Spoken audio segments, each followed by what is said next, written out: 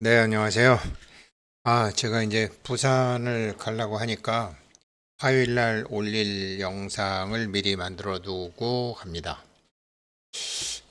우리 금강경 이상 정멸분, 인욕바람일이 나오는 거죠. 인욕바람일. 그래서 제가, 계속 궁금하게 생각했지만, 아니, 왜 부처님이 500세 동안이나 인욕을 하셔야 됐을까? 왜 그게 빨랑 졸업이 안 되셨을까? 결국은 중도를 모르셔서, 그러니까 우리가 받은 몸을 어떻게 사용해야 되는지 몰라서, 그러니까 몸을 무시하고 이게 일대사 인연이죠. 몸 받은 게 엄청 중요한 거죠.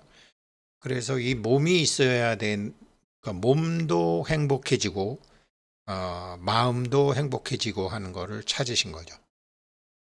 그랬는데 이제 우리 육조 해능 스님은 한 걸음 더 나가셔서 우리가 이게 말과 생각으로 이어진 세상에서 그 오염 덩어리 세상에서 어떻게 자기 자신을 지킬 수 있느냐. 육조해능 대사님이 오조 홍인조사 밑에서 법을 받으셔가지고 고향으로 가셔서 16년간 숨어 계셨다고 하거든요. 그리고 16년이 지나서 39살에 이제 세상에 나오셔서 그거죠. 깃발이 움직이느냐, 바람이 움직이느냐. 아니다. 마음이 움직이는 것이다. 이게 딱 나오는 거죠. 아이고, 이거를 다 참 알아먹는데 제가, 아무튼, 뭐, 이제는 다 뭐 아니까 참 좋긴 좋습니다. 육조해능 대사님이 아무튼, 남방 오랑캐죠. 나중에 뭐 중국이 분할이 되면 그 남쪽에 옛날에 초나라 지역은 따로 독립한다라는 소리도 있던데 아무튼 뭐 자기네 나라로 치지도 않았죠. 지금 뭐 홍콩 있는데 이런 데는. 근데 거기가 고향이신데 육조해능대사님이 이제 몸이 그대로 있었었죠. 지금 저기 있는 것처럼. 근데 1960년대 문화대혁명으로 그 중학생들, 홍위병들이 그냥 그 미라를 다 훼손해 버린 거죠. 그 훼손하기 전에 그래도 찍어둔 사진이 저렇게 있었었는데 그나마 해능 조사님이 돌아가시기 전에 7조가 있어야 될 거 아니에요. 그 7조가 원래 신라 사람이었다라는 거 아니에요. 김대비라는 사람. 그러면서 이제 육조 해능 대사께서 내가 죽은 다음에 내 목을 가지고 가는 사람이 있을 것이다. 그거를 이제 신라인 김대비 스님이 육조 해능 대사에 우리가 왜 부처님 불두 모시는 것처럼 육조 해능 대사의 그 해골, 유골, 살이죠. 살이 머리를 들고 쌍계사에다가 모셔서 쌍계사 금당이라는 데가 있죠. 그런데 또 중국에서는 아니다, 잡았다, 그런 거 없다. 육조로 법이 끊어진 것이다. 뭐 이렇게 얘기를 하는데 뭐 모르죠. 아무튼 그러기 전에 이제 사진을 이렇게 찍어둔 게 있다고 해요. 16년간 숨어서 무엇을 했을까? 우리는 그걸 먼저 해야 된다라는 거죠. 그걸 먼저 해야 된다라는 거죠. 우리는 그 말씀, 이게 금강경 인혁바람일의 제 나름대로 생각한 키예요. 먼저 말씀드리면 이제 여기 후베이성 여기에 오조 홍인대사가 계셨었어요. 오조 홍인대사가 후베이성 어디 보자 포인터 설정 지봉 여기 계셨었죠. 후베이성 여기 우한 있는데 우한 바이러스 했을 때 우한 있는데 그런데 육조 해능대사의 고향은 여기죠. 광둥성이네. 광둥성 지금 홍콩 있는데 그러니까 여기서 이제 남쪽 오랑캐가 어떻게 왔느냐 이렇게 되는 거죠. 여기 그죠. 그래서 이랬던 분인데 오늘 좀 어렵더라도 좀 자세히 말씀드리려고 합니다. 그래서 해능을 쫓는 사람들, 해능 대사가 남쪽으로 길을 떠난 지 2달이 되어서 대유령에 이르렀다. 사실 해능은 몰랐지만 수백 명의 사람들이 해능을 뒤쫓고 있었다. 신수 스님 제자들이죠. 신수 스님하고 해능 스님은 연세가 30년 이상 차이 나시는 신수 대사가 아주 이렇게 연세가 훨씬 많으신 분이죠. 그래서 남쪽 오랑캐 놈들이 그래서 해능을 해치고 가사와 법을 빼앗고자 한 것이었다. 이때 해능을 잡지 못하고 다 돌아왔는데 삼품 장군의 후손인 진해명이라는 사람이 계속 쫓아왔다. 이 사람은 성품과 행동이 거칠고 포악했다. 해능을 덮치려고 하였다. 그래서 이제 이걸 알고 해능 대사가 가사하고 법을 바위 위에 두죠. 바위 위에 두는데 저거구나 하고 가서 저건 가져갈지언정 몸은 지켜야 되잖아요. 그런데 그 가사가 이게 움직이질 않으니까 해명이라는 사람이 깜짝 놀라는 거죠. 그래서 그걸 가져가 본들 깨달음이 그거 가져간다고 생기는 거냐. 그랬더니 이제 해명이 진해명이라는 사람이 내가 당신을 쫓은 거는 이 가사를 찾으려고 그러는 게 아니라 법을 구하기 위함이었다. 그래가지고 이제 거기서 법을 설해 주죠. 법을 설해 줘서 해능을 신해 스님으로 바꾸는가 그래요. 내가 해자를 감히 쓸 수 없다. 그래서 해명 스님에서 신해 스님으로 바뀌죠. 어찌됐건 남방으로 가서 16년을 숨어 지내셨다. 숨어 지내셨으면서 뭐 하셨을까요? 대승육정 참회 원효대사도 나중에 쓰셨는데 세세생생 깨닫기 전에 지어왔던 모든 업을 정산하는 감정을 정산하는데 16년간 하셨던 것 같아요. 감정. 그래서 제가 거울 명상을 굉장히 소중하게 생각하는 거고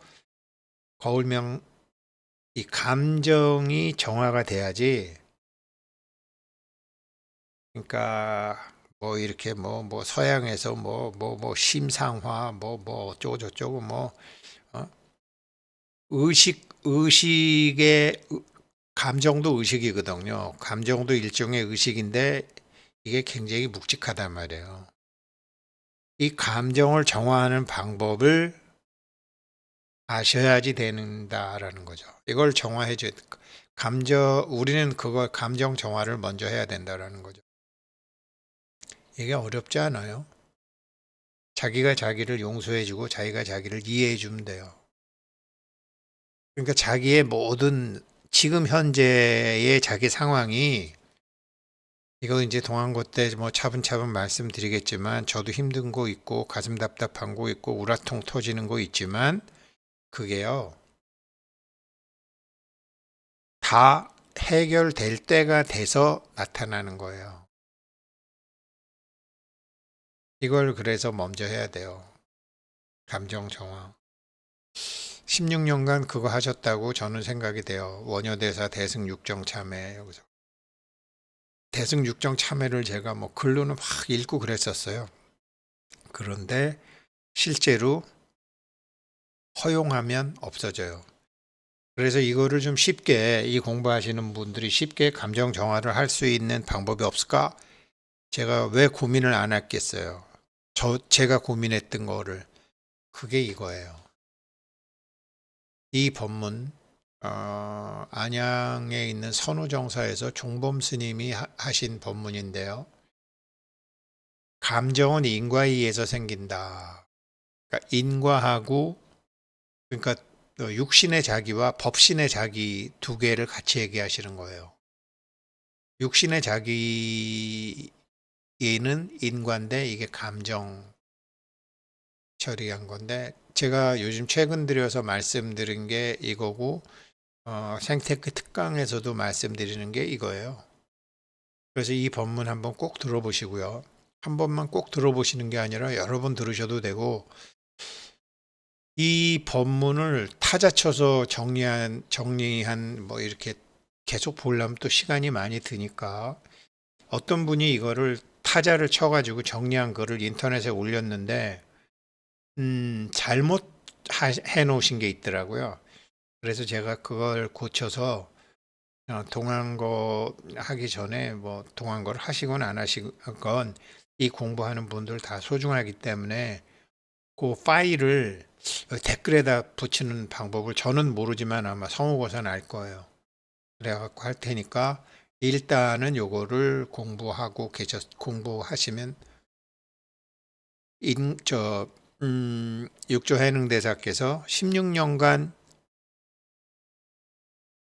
숨어 지내시면서 하셨던 감정 정화하는 방법, 그걸 말씀드릴게요. 이게 중요해요. 타인을 이해하는 방법. 타인을 이해해야지 자기를 이해하잖아요.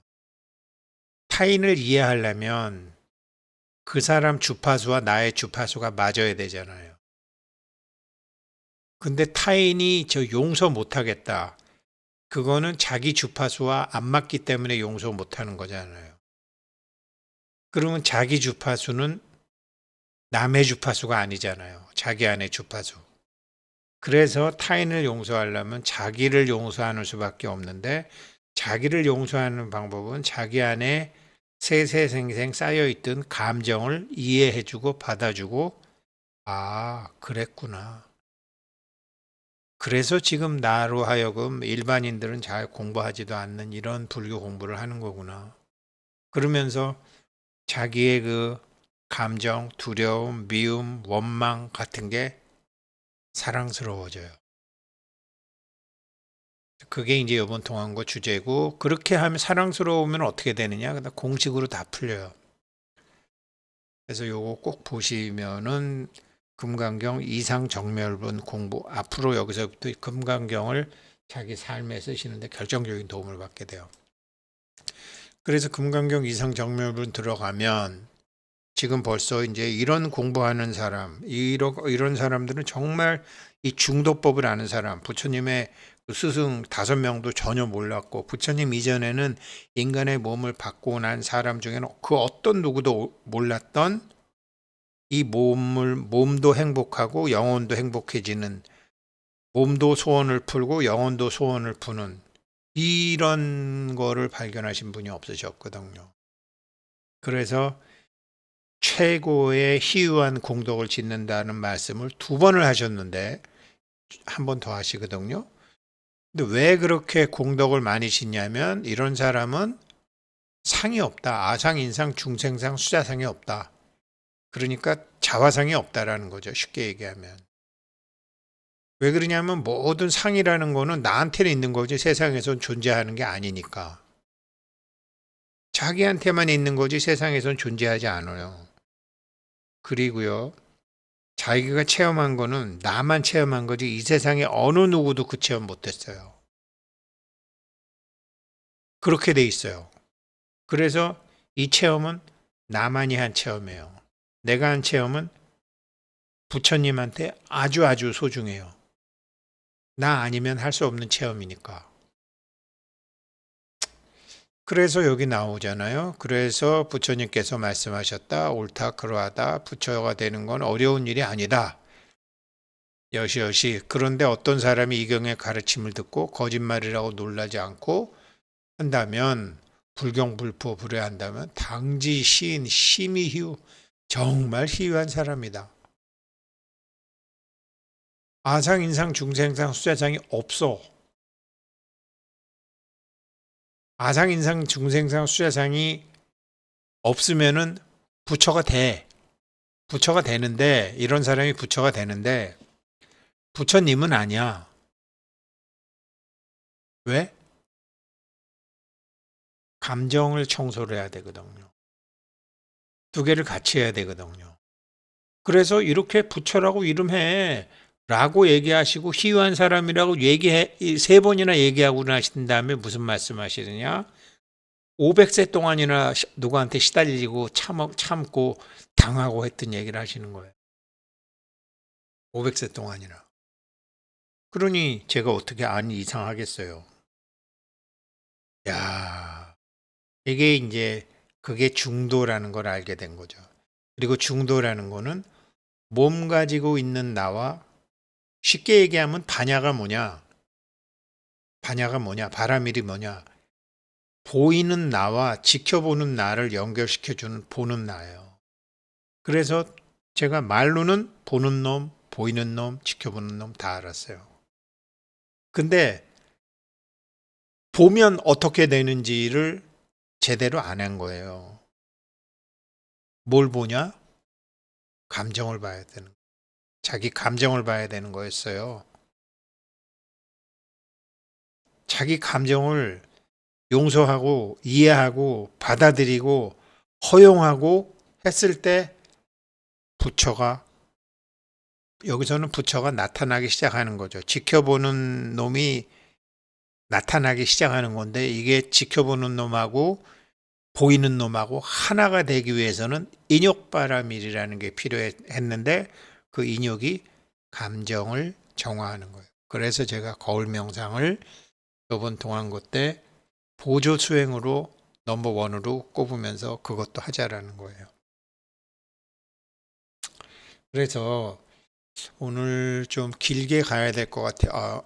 금강경 인생 수업 이거 자율후원금 내주신 분, 오늘은요 제가 이렇게 가로를 했는데 두 분이었는데, 정정화님, 부산에 계신 정정화님 같아요. 본명 같아요. 본명. 아니, 이분이 참 원래 정씨예요. 정정화님. 그럼 띄어쓰기를 해야 되잖아요.